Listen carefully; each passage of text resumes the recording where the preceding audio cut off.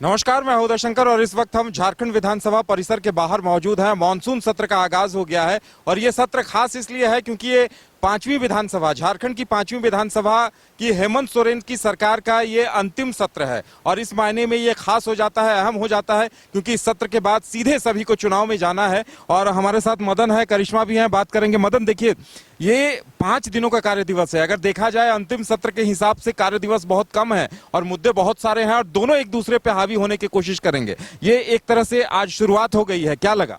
देखिए नहीं, 6 दिनों का ये कार्य दिवस है। इसमें अगर आज से आप जोड़ें तो 26 से लेकर के 2 अगस्त तक, 26 जुलाई से 2 अगस्त तक सदन आहूत किए गए हैं।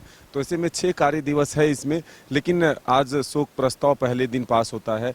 5 मूल रूप से जो है वो कार्य दिवस है जिसमें कि जनता से जुड़े हुए काम जो है पूरे होंगे। लेकिन अब सबसे बड़ा सवाल है कि दोनों तरफ से यह कोशिश की जा रही है, चाहे सत्ता पक्ष हो या विपक्ष हो, जनता के बीच सीधे मैसेज देने के कि कौन किसके हितैषी अधिक हैं। इसलिए क्योंकि सत्ता पक्ष ये कोशिश कर रही है कि हमने जो कामकाज किया है, जनता के लिए जो नई योजनाएं लाई हैं, वो जनता तक पहुंचे। विपक्ष के जो आरोप हैं उसके पूरे जवाब दिए जाए ताकि जनता में मैसेज जाए जो एक झूठा आरोप है या फिर सही में हमने काम नहीं किया है। लेकिन विपक्ष पुरजोर कोशिश कर रही है। अब हालांकि सत्ता पक्ष से यह बैठक कर ली गई है, जो विधायकों की बैठक होती है, जो रणनीति तैयार की जाती है सत्र शुरू होने से पहले।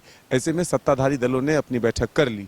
अब 28 तारीख को यानी कि रविवार के शाम को बीजेपी विधायक दल की बैठक होगी और फिर सोमवार से सदन में वो लोग अपने एजेंडे के तहत जो है सदन के भीतर और सदन के बाहर सरकार को घेरने की कोशिश करेगी।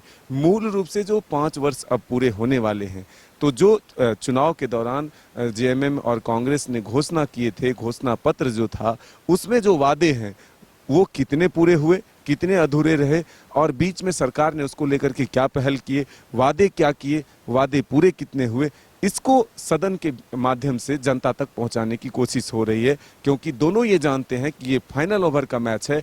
अगर इसमें हम चूके तो जनता के बीच वही मैसेज जाएगा जो यहाँ अपना अच्छा प्रदर्शन करेगा। बिल्कुल, देखिए, सरकार के सामने कई चुनौतियां हैं। सहायक पुलिसकर्मी आंदोलन कर रहे हैं, पारा शिक्षकों ने अल्टीमेटम दे रखा है, वो कभी भी राजधानी रांची कूच कर सकते हैं। और करिश्मा, ऐसे में विपक्ष ने डेमोग्राफी, घुसपैठियों का मुद्दा उठाया है और उस पर सरकार कहीं न कहीं घिरती नजर आ रही है, क्या लग रहा है? जो देखिए, बीजेपी के तमाम जो विधायक हैं उनका कहना था कि डेमोग्राफी लगातार बदलती हुई नजर आ रही है, जिसको लेकर वो लोग ईसीआई भी हाल ही के दिनों में गए हुए थे। जो बीजेपी के प्रदेश अध्यक्ष बाबूलाल मरांडी के साथ साथ नेता प्रतिपक्ष अमर बावरी दिल्ली गए हुए थे, ईसीआई में शिकायत भी की है। लेकिन देखिए, यहाँ पर सत्ता पक्ष की ओर से रणनीति बनाई गई थी उदय कि तमाम सवालों का जवाब वो लोग बेबाकी तरीके से देंगे और बिल्कुल आज देखने को भी मिला। सत्ता पक्ष के विधायकों ने यहाँ पर एक सवाल पूछा है भारतीय जनता पार्टी से कि बांग्लादेशी घुसपैठियों को लेकर जिस तरीके से बीजेपी सवाल उठा रही है, उनका कहना है कि संथाल परगना के 5 जिलों में जो डेमोग्राफी है वो बदलती हुई नजर आ रही है। जो हिंदू है, जो आदिवासी है, वो अल्पसंख्यक बनते हुए नजर आ रहे हैं। तो सत्ता पक्ष के विधायकों का कहना है कि बॉर्डर की सुरक्षा किसके अधीन आती है? बॉर्डर की सुरक्षा केंद्र सरकार के अधीन आती है। तो केंद्र सरकार जब पहल नहीं कर रही है तो राज्य सरकार उसमें क्या करेगी? देखिए, इसको लेकर जब हमने बीजेपी के विधायकों से बातचीत की थी कि ऐसा सत्ता पक्ष का कहना है कि जो केंद्र सरकार के अधीन आती है बॉर्डर की सुरक्षा, तो उनका कहना था कि कंट्रोल तो राज्य सरकार कर सकती है।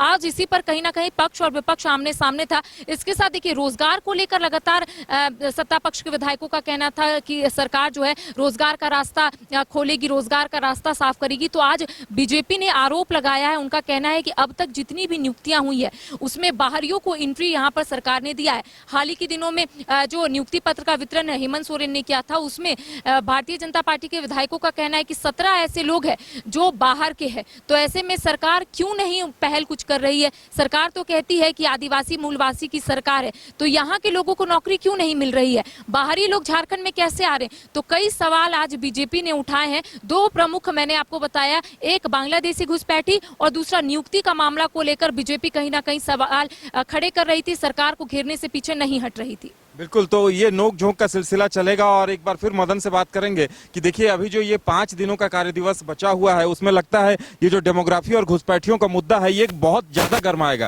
क्योंकि बीजेपी इसे लेकर लगातार चुनाव आयोग के पास जा रही है, क्षेत्र में आवाज उठा रही है। अनुसूचित जनजाति जाति आयोग जो है वो इस पर लगातार दौरे कर रही है। तो लगता है कि कहीं ना कहीं विपक्ष को भी लग रहा है कि इसी मुद्दे के सहारे हम चुनाव में ज्यादा आसानी से जा सकते हैं। देखिए, 2 विषय हैं इसमें।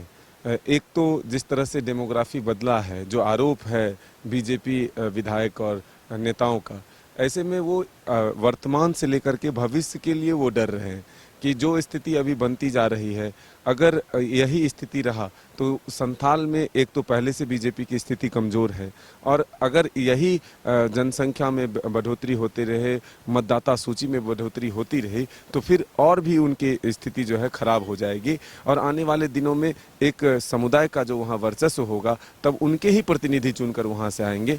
इससे बीजेपी जो है डरी हुई, सहमी हुई है, और इसलिए उसे सबसे ज़्यादा महत्वपूर्ण विषय इस चुनाव में ही अगर कहें तो वो बनाने जा रहा है।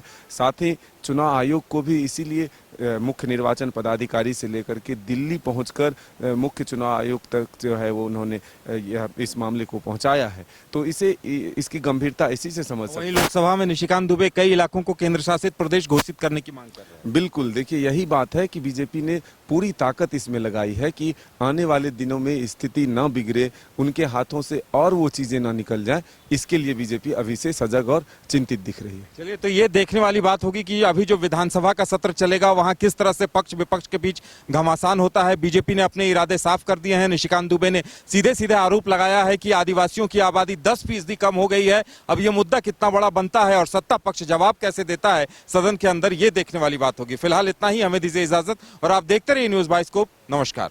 कमाल करते हो जी, बच्चे घूमने की इतनी जिद कर रहे हैं और तुम हो कि तुम्हें फुर्सत ही नहीं मिल रही। अब इतनी गर्मी में जाए तो जाए कहाँ?